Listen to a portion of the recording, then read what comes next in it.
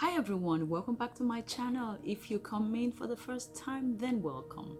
My name is Gladys, and today I wanted to share with you 5 powerful Bible verses that will change your life. Whether you are a new believer, meaning that you just started your faith walk, or you've been in the faith for a long time, these are my personal 5 very powerful verses that have helped me in different times, whether it's when I'm confused or when I am sad. Sometimes we get in our heads and things just seem, everything is magnified and you think everything is going wrong. These are the 5 verses that you will typically see me going back to the Bible to look at. So let's start.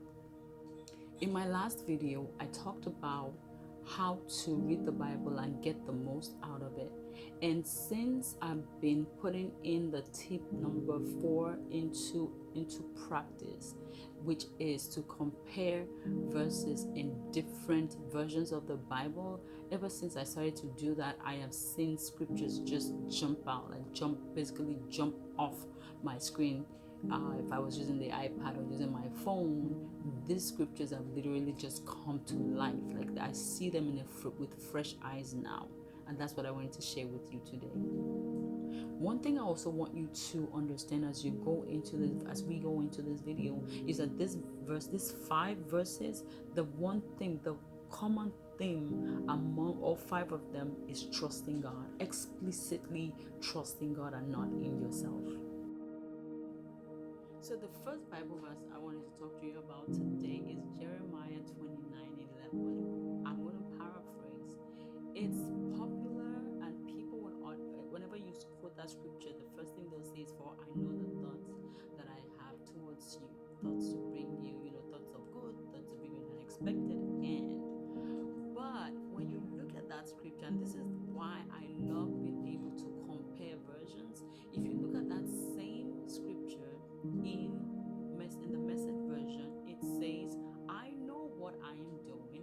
I have it all planned out.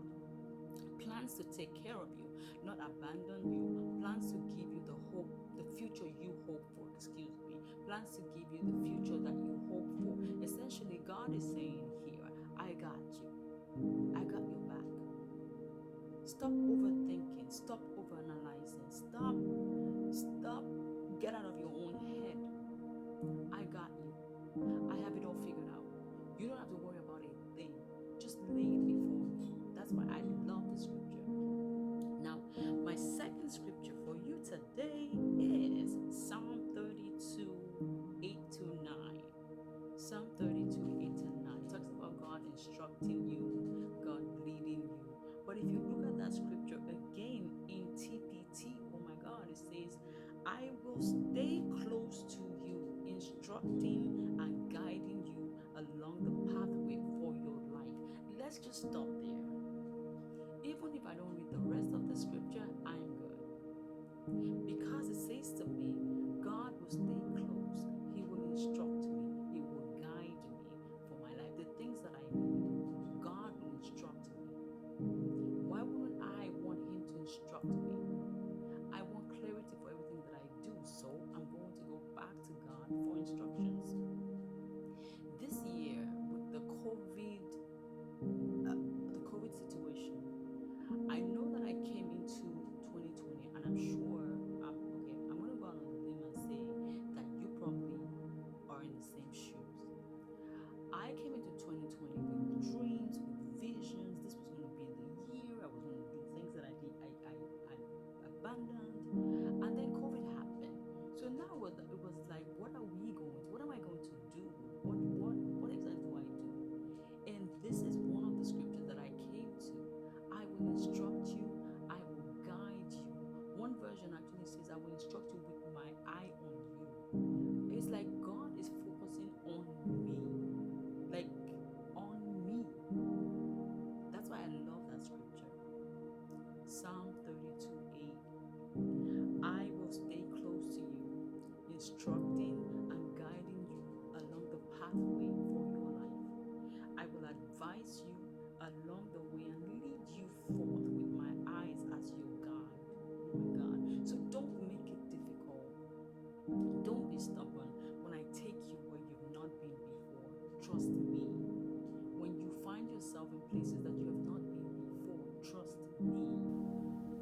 trust me.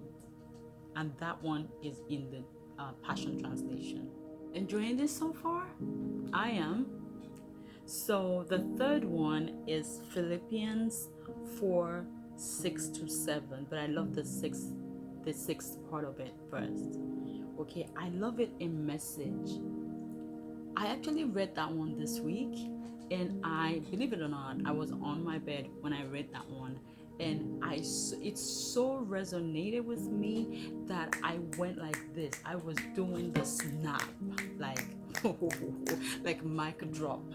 Like, I saw the scripture in a new way. It was phenomenal. Let me just read it for you. Okay, in the Message version, Philippians 4:6-7, it says, "Don't fret or worry.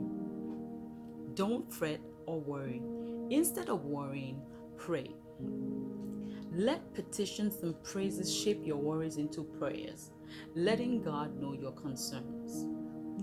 Before you know it, a sense of God's wholeness, everything coming together for good, will come and settle you down. It will come and calm you down. It will come and calm you down. It's wonderful what happens when Christ displaces worry at the center of your life." Would you like me to read that again? Would you like me to read that again? That part where it says, "Let petitions and praise shape your worries into prayer." Oh my God. Instead of worrying, instead of fretting, instead of just killing yourself with worry, instead of that, let praise shape your petitions. Let praise shape those worries. Let praise shape them into prayer. That's the third one. Bible verse number 4. Trust God from the bottom of your heart. Don't try to figure out everything on your own. Listen for God's voice in everything you do, everywhere you go. Listen for His voice in everything you do, everywhere you go. He's the one who will keep you on track. Now, I couldn't decide if I wanted to give you this one only in one version, but I love the Passion Translation part of it also. And this is what it says: "Trust in the Lord completely and do not rely on your own opinions." How many times have you relied on your own opinion about things that you should be praying about? How many times have you relied on your own opinion on things that you should be seeking counsel about? How many times? I can't say. These are the kind of scriptures that help me, keep me grounded, keep me clear, keep my head clear, especially when I get into my own head a lot. When I don't pray regularly, I get into my own head. But this is how I get my bearing back. These scriptures, these live scriptures, are the ways that I get myself back on bearing, back on footing, back on, stable. So the last Bible verse that I want to talk to you about today is in James 1:5-8. And I'm going to read it for you in the Message version. It says, "If you don't know what you're doing, pray to the Father. He loves to help. You will get His help and won't be condescended to when you ask for it. Ask boldly, believingly, without a second thought. People who worry their prayers are like wind-whipped waves. Don't think you're going to get anything from the Master that way, adrift at sea, keeping all your options open." When I read that version, the one thing that I always stick to or always leaps at me is that part where it says keeping all your options open. Because I have come to realize I don't need to keep my options open when I'm dealing with God. I do not have to keep my options open when I'm dealing with God. God is my only option. And I'll tell you a story about me. I used to be that girl who had plan B for plan B for plan B for plan B. So you may be watching this video today and you're one of those. You have a plan for something. There's always a plan B. There's always a plan B. I want you to use this scripture. Look at this scripture because it is talking to you. God is your only option. Now, you might have dreams and visions and aspirations of what your life is supposed to turn out, the way that your life is supposed to turn out. My thing these days is, if God gave me that vision, if He gave me that dream, if He put that desire in me, then ultimately He has to be the one that's giving me instructions on how to get there. So I have to align with God to get that, to see that dream fulfilled, to see that vision come to life. Even as I write the vision, like Habakkuk says, I have to be writing it with what God is showing me. So today I pray for understanding for you. I pray for understanding for you. And I just want to ask you, do you have life verses? Do you have verses that you can look at whenever confusion sets in, whenever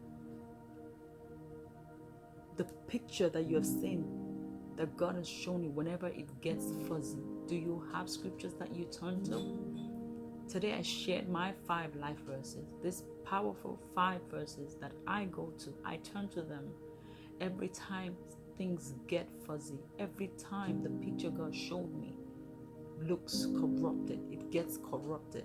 And these are the scriptures that I read and meditate upon and pray for me, for myself, to get me back. They keep me grounded. They keep me mature. They keep me wanting more of God. And remember that tip: compare. Take that same scripture and compare. Look at them in different versions of the Bible. It keeps it refreshed. It keeps your spiritual life refreshed. It keeps your prayer life. It helps your prayer life. It boosts your prayer life. And I will see you next week. But if you like this video, please comment, please share, please like, subscribe, and comment, more importantly, because I want to know your thoughts. I want to know what your favorite scripture is. So put it in the comment section and let's talk. And God bless you.